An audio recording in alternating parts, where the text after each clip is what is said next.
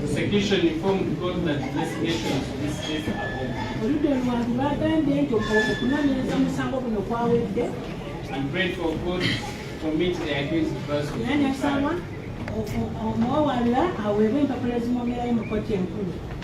Defense counsel prayed for the accused person to be referred for treatment.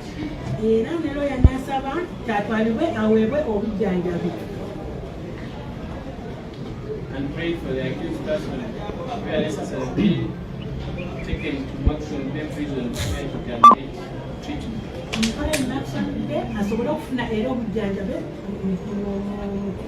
also prayed that community proceedings be deferred.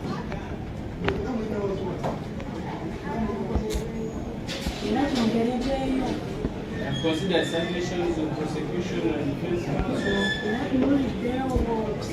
Pray that the accused person be entitled to proper medical care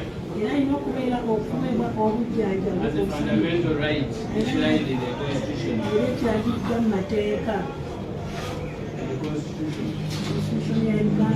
And as earlier ordered, the prison's authority are reminded to give specialized treatment to the accused person.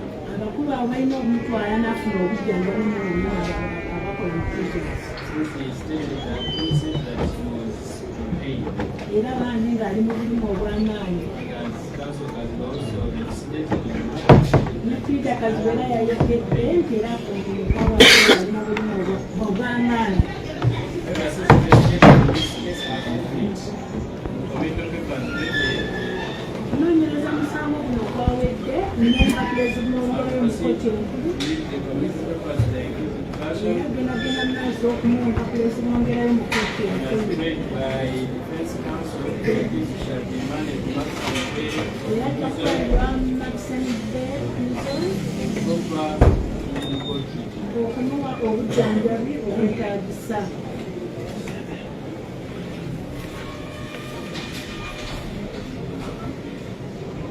read and proceed straight with the indictment.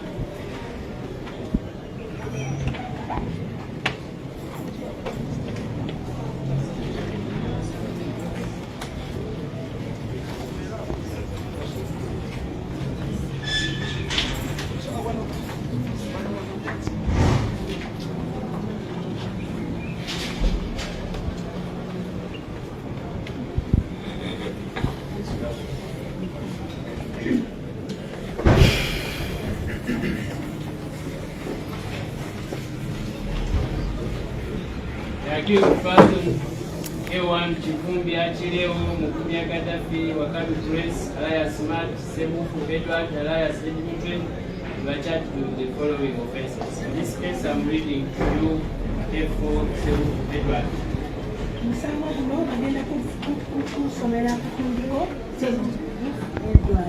The first count is Copyright Section 266 and 2671B of the Penal Code Act.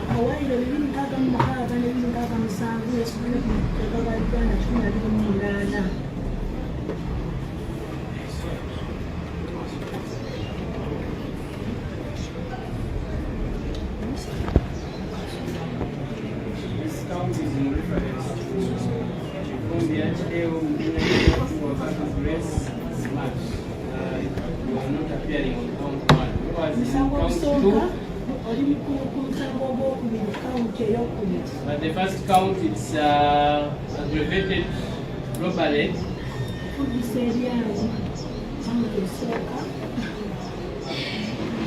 Where it's alleged that on the 18th day of May 2024 at Manja Village in the Rengo district,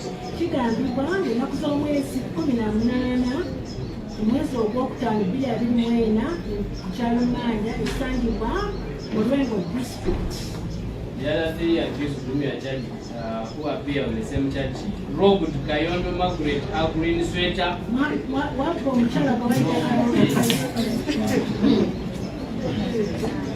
Robbed the other three accused.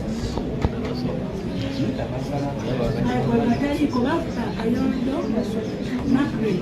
green sweater, mobile phone, handset, come on 12, black in color. Was 730. And immediately before your building or after the said robbery, threatened to use a deadly weapon, that is a short, sharp knife.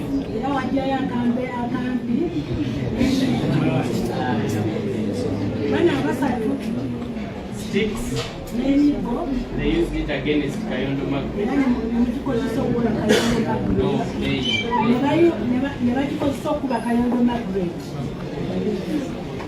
the second count is aggravated robbery, under section 266 and 2671B of the Penal Code.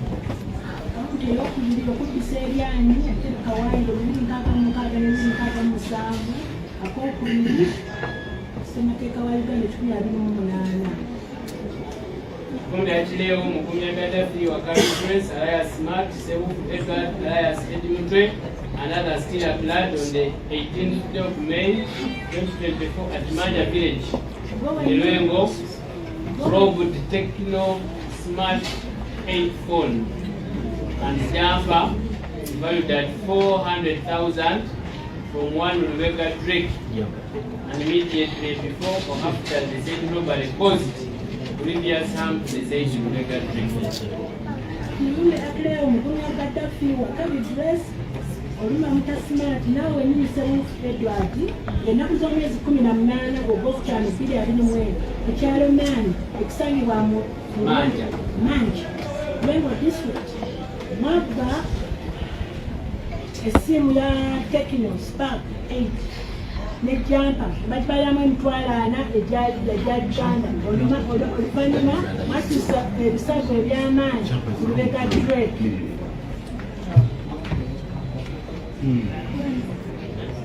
That count is simple robbery,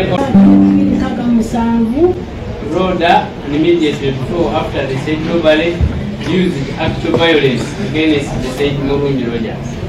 Kikambibwa Kirundi Aklea Mukumya Gaddafi, Wakari Grace, Embeera Smart, Sebufu Edward Mutwe ng'ennaku z'omwezi 18 Ogwokutaano 2021 ku kyalo Mangi ekisangibwa mu Lwengo District mwabba essimu Spark 20 nga bagibalyamu emitwalo 47 egya Uganda, ssente enkalu emitwalo 20, National ID byonna ne babigalamu emitwalo 87 nga byali byamu Mulungi Rogers.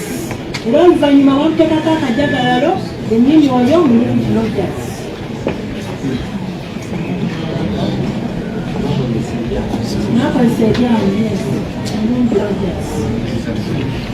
The fourth count is simple robbery under section 266 and 2671 of the Penal Code. It's alleged that Chibundi Achileo, Mukumya Gaddafi, Wakari Prince, Alias Smart, Sebufu Edward, known as Mutwe, and others still applied on the 18th of May at Manja Village in Rengo, robbed 200,000 from Kipukala's John. Immediately before after the said robbery, used the actual violence against the said Kipukala's John.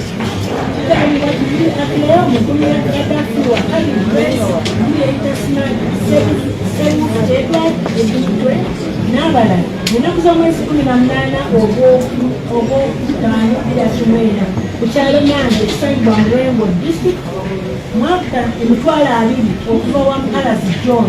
Era oluvannyuma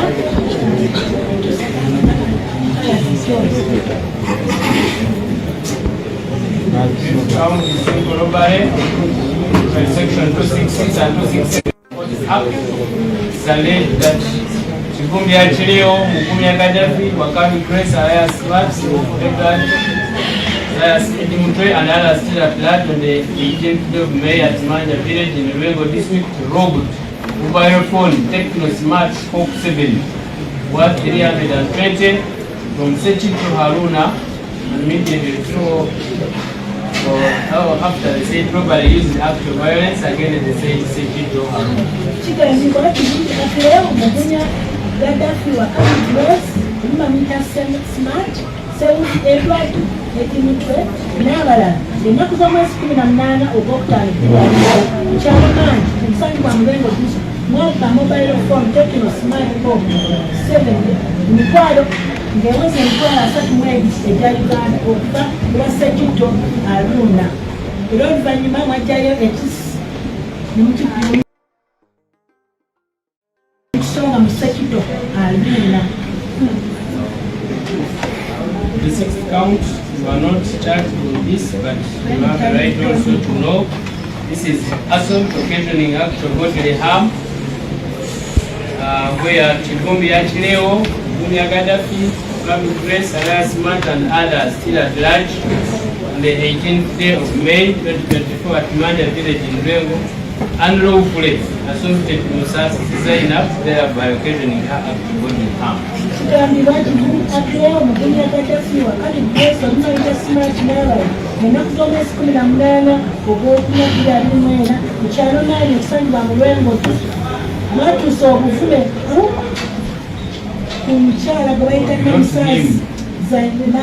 Not him.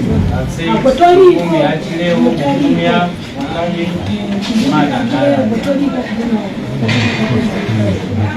kuliko Kivumbi Akileo, Mukumi ya Gaddafi, Wakabi Grace n'abalala. Ennaku z'omwezi 18 Ogwokutaano 2024 kyalo Mangi ekisanju kya Mulengo District baatuusa obuvume ku Namusaasi. Baatuusa Namusaasi bamutuusako obuvume. Okay, this is the summary of the case. The Director of Public Prosecution shall at the trial prove the following. That 1, the accused Chivumbi Achileo is a male adult of sound mind, a resident of Nasana East, 11B Zone, Nasana Municipality in Wakiso District. Chivumbi Akileo, mwani wasooka bategera bulungi ng'era mutuuze w'e Nasana esangibwa Nasana Municipality Wakiso District. 2, that the accused Mukumi Gaddafi, also referred to as Eto, is a male adult of sound mind, a resident of Nuwade Zone, Wakiso District. Mukumi Gaddafi ng'era mutuuze w'enya wadda ekisangibwa mu Wakiso District. 3, that the accused Wakabi Grace, Alias Smart, also referred to as A3, is a male adult of sound mind, a resident of Nasana East 1 Zone in Nasana Municipality, Wakiso District. Wakabi Grace oluma muta Smart naye nga kuje mu ward owokusatu era ategeera bulungi mutuuze w'e Nasana East ekisangibwa mu Nasana Wakiso District. 4, the accused Sebufu Edward, also known as Mutwe, herein after referred to as A4, is a male adult of sound mind and a resident of Rugoba Kawepe Division, Kampala District. Omwana Sebufu Edward olumba muyita Mutwe ng'ategeera bulungi mutuuze w'e Rugoba Kawepe Division, Masaka District, Kampala District.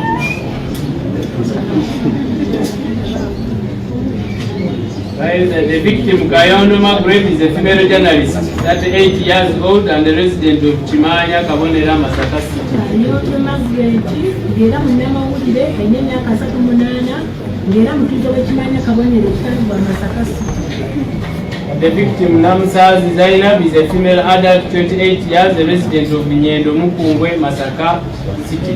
Namsazi Zainab myaka 28 ng'era mutuuze w'Nyendo Mukungwe, Masaka City. The victim, Makalazi John, is a male adult, aged 36, a resident of Nyendo Mukungwe Division, Masaka City.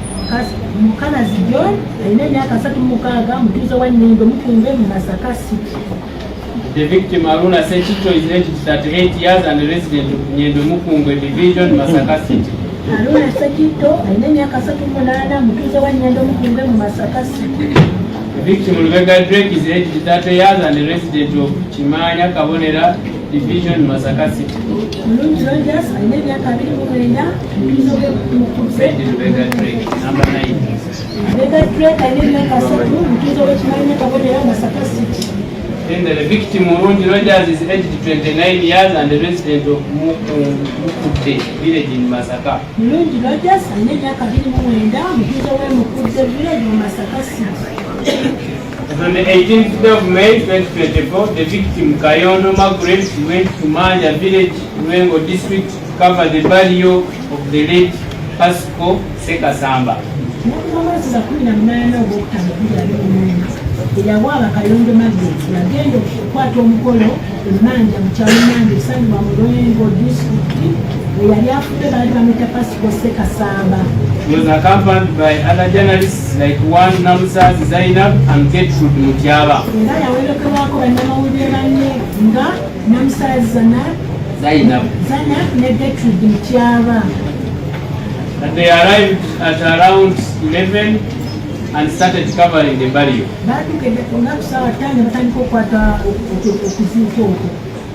Kayondo Margaret was covering the event using her smartphone, taking a common 12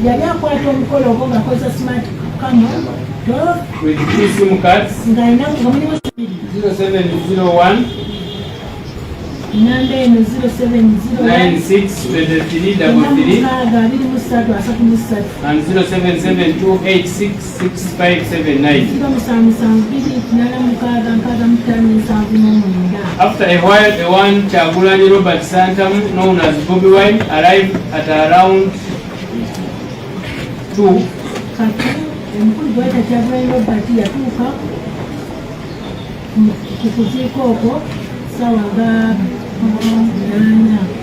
Out of nowhere, the agents of Chagulani Robert Santam, that is 82, at least number 2, that is among others, approached Kayondo Margaret and asked her what she was covering.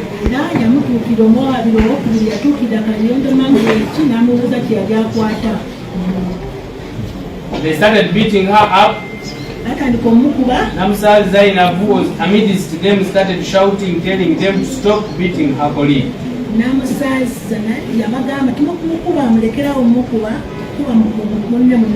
Started shouting. Etu forcefully pulled her leg. Fortunately, she did not fall down, though she sustained pain.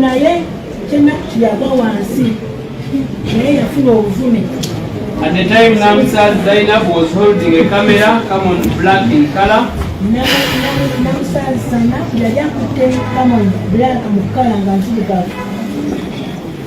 Was holding a camera. One known as Mutwe, that is F4, joined and asked the agents to stop what they were doing.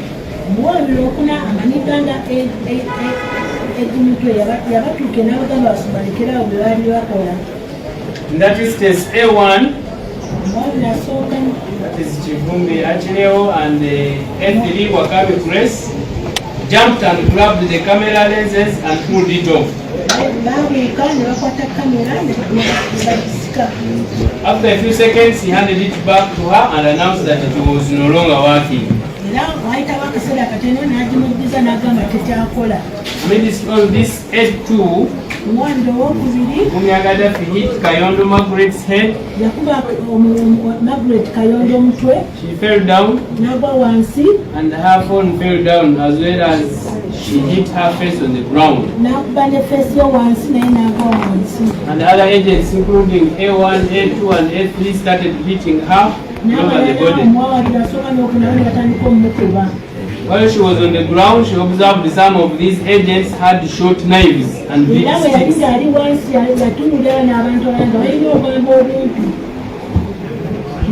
sticks. Which they used to randomly beat up people. Kayondo Margaret realized her life was in danger and she decided to lie low.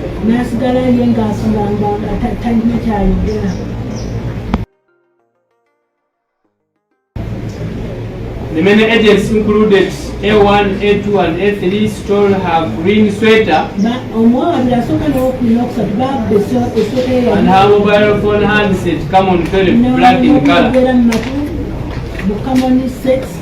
with 2 SIM cards. Ne SIM cards zino zibeera mu 0701 96 33 33 and 0772866579.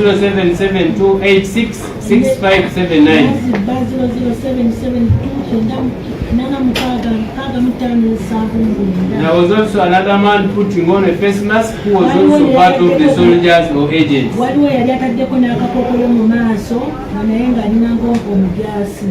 In that scuffle, the accused person attacked one Rebecca Drake.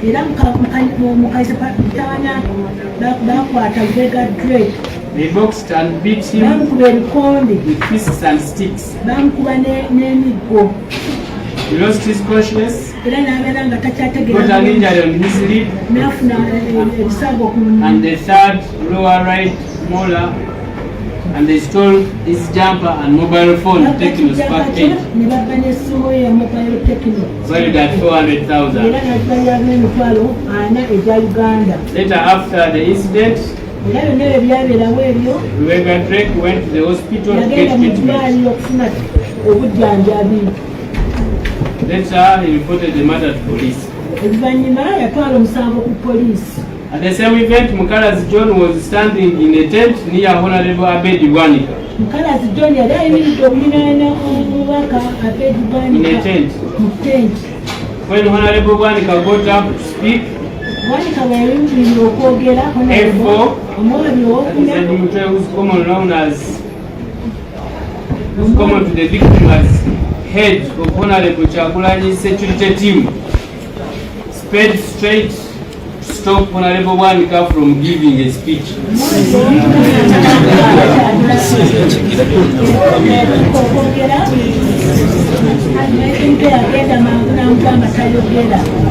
Mukala's John then came in to rescue the situation and A4 pushed him aside.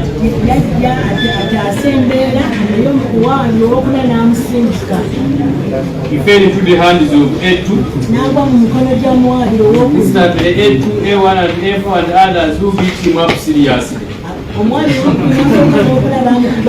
story is 200,000. He was later rescued by the security officer of Matthias Impuga.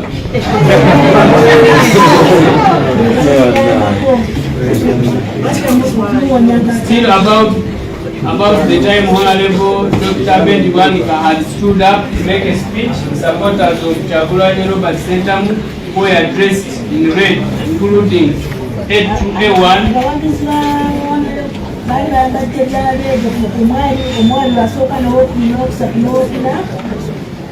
Kooti Murungi Rogers stole his phone, taking a Smart 20, Spark 20, worth 470.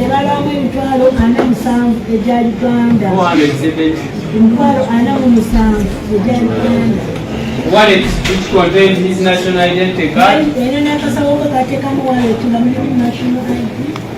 and cash worth 200,000. That Haruna Sekito was also attacked by the scuffle. In the scuffle, by the accused persons and the other security personnel of Honorable Chagulanyi Robert Sentamu, namely A1, A2, A3 and A4, beat him up and stole his Techno smartphone, valued at 320. The different complainants reported the matter to police. Suspects were traced and arrested and were charged. The accused persons were identified by victims. The victims were examined on police form 3. And one Kayondo Maghreb suffered a blood tumor on the left nose. And the injury was 2 days old. Namsa Zainab had a painful pain on the left knee. He was examined a month after the incident. Mukalazi John had a 2-day-old bruise on the left eye. Brenda Drake suffered a mild bruise on his lower lip. He had fresh lacerations and he had a missing third molar on the lower jaw. All the accused persons were examined on police form 24. Police form 24.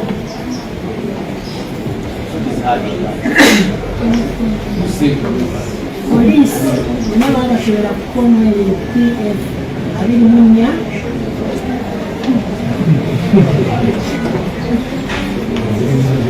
Everyone was found to be a male adult of sound mind with no observable injuries.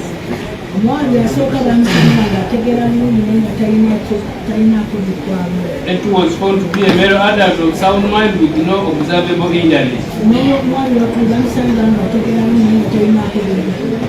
It was found to be a male adult of sound mind with no observable injuries.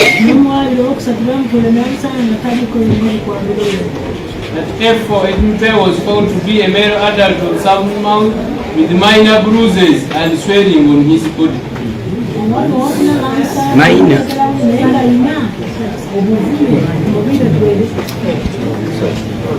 And swelling on his body. The camera and the lens were recovered, photographed and attached to the file.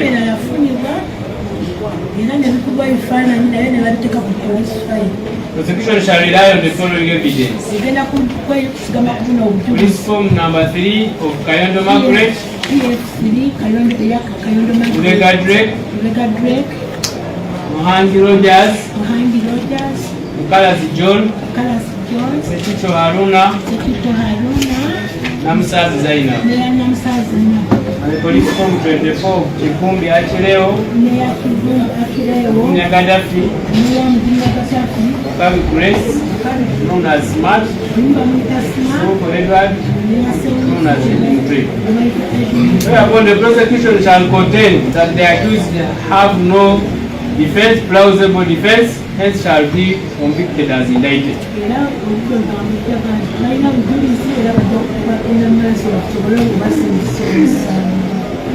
That is the summary of the evidence as prosecution shall. You are hereby committed to High Court for trial.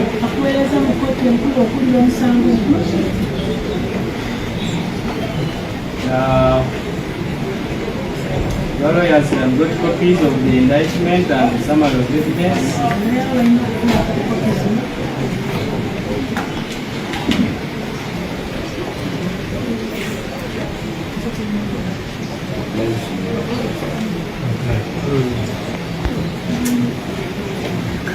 Oblige you, Honor. We just have one line of questions.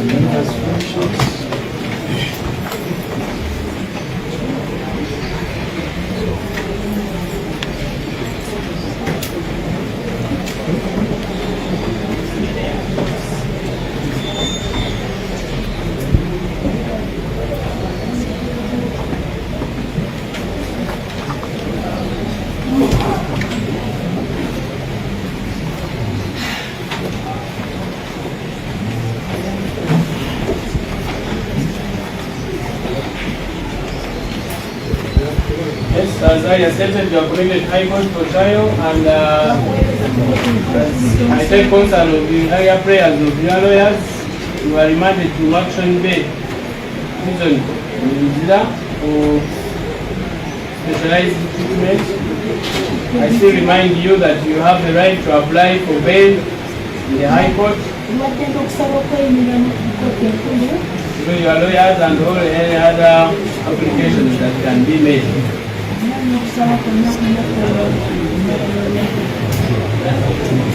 God bless you, Lord. Father, we just pray that we are court please give us 2 minutes interaction with him in light of the circumstances. Very possible. Just 2 minutes. Most of them. Here you come. Okay. Edi Mutwe gwomunanga ali ku Map Media TV bamusinise mu kooti enkulu High Court eri gye basinika bwakireewo era guno musango aguliko ye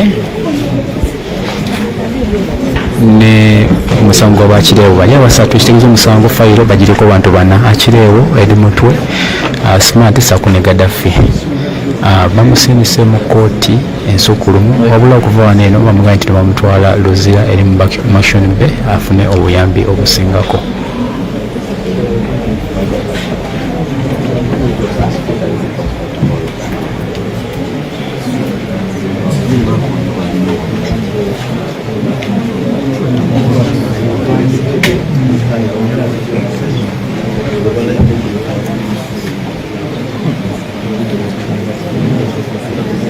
Baba.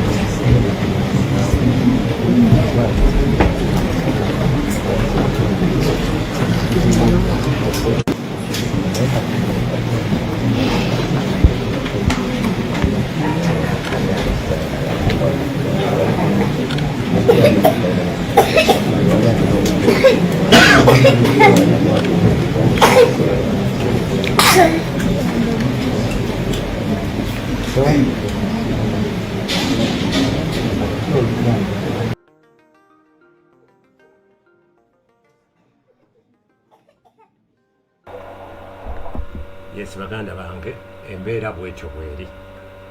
Muganda waffe Edi Mutwe we mumulabaawo n'okutegeera obutegeezi tubuusabuusa nti akyagitegeera bulungi embeera gye bamutunyizzaamu mentale fizikale bannanga omusajja bw'otunuulira amagulu bali ku wano aba Facebook nja bateerako vidiyo endala ey'ebigere mulabe ebigere byo bwe biri kye bakoze muganda waffe bw'osanga abasajja n'abakazi abazannyira mu kigambo struggle ku baana b'abantu. That's why nze bwe nvaayo ennaku zino njogera mazima. Osanga abantu nga bali ku byabwe banoonya bufoofofo naye ng'abaana baffe bafa ng'abaana baffe mubalaba bwe tunuulira Edi Mutwe omusajja ow'ekiwago omusajja ow'amaanyi bw'ali. Osanga abantu nga bali mu kuzannyira mu struggle osanga abantu bo nga banoonya kakaadi tebaagala bo bafaayo bufi ku bo bambi oyo Kaweesa Nansana ye LC1 oyo asibye ettaayi emyufu ye LC1 ow'ekitundu kya Edi Mutwe ye Kaweesa wafumbe ya LC1 ow'ekitundu kya Edi Mutwe. Muganda waffe asindikiddwa mu kooti ensukkulumu eyo bamukomentinze eyo komito bamukomentinze naye bamuleeta eno Kampala bamutwala awo Kampala ku gundi ku Maxon Bay ofuna obujjanjabi naye gye bamutwala bannange batwalayo ne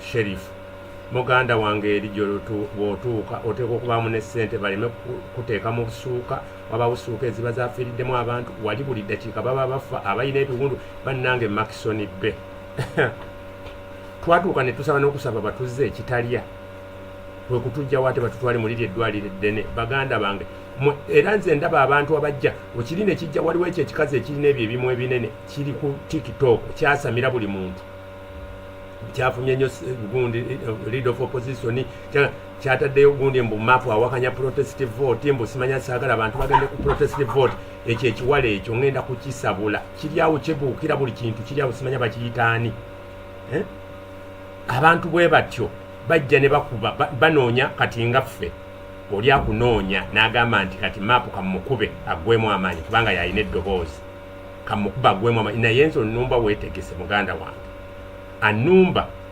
numba nga weetegese wamma mwebale babeera ku YouTube kuno ate mwebale na kusharinga tuli Masaka botyo bwe tuli mu kuweza omuntu ali eri mu kiyumba akwata kasimu n'atandika okuvuma omwana ali ku ground wano bwe tufa apagana naye ali mu kiyumba live alumba buli muntu wali wawe ekikwala awo kiri awo bakyenkana kitya naye kirina ebimwa bimpi kirina face ya round kinene face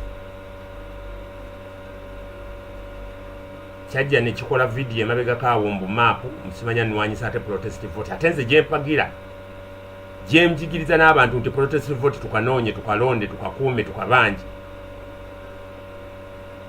mapu nno omulumba nze atalina kyenfiirwa abaana baffe babaddewo mu bungi bambi bambi afunyeko kasa bambi bw'olaba ku banno gy'ovudde bannange embeera bwetudde nisite baabo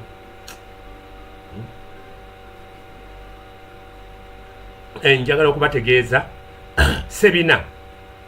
sebina omwami avuddeyo okwesimbawo ku Kyanyendo Mukungwe omwami gwe bayita Sebina ayayanira okwesimbawo ku Kyanyendo Mukungwe okuddira mpuga mbigere nga wa National Unity Platform akwatiddwa atwaliddwa ku poliisi e Masaka era agattiddwa ku basibe bali ate abalala 13 mbw ababba akasimu n'emitwalo 10 era naye ateereddwa ku musango aggravated robbery gwanjawulo naguno bamugumya baguliko edi mutwe bana wabula waliwo n'omulala gwe bakwatirako abaana era ba National Platform abaana 13 kati n'omu ku bakulembeze gwe bayita Sebina naye akwatiddwa essaawa zino ateereddwa ku poliisi e Masaka era ku musango gwabali abaana simple robbery aggravated nga bw'olaba gw'abaana era naye bwe bamuleeta wano bagenda musindika mu kooti enkulu. So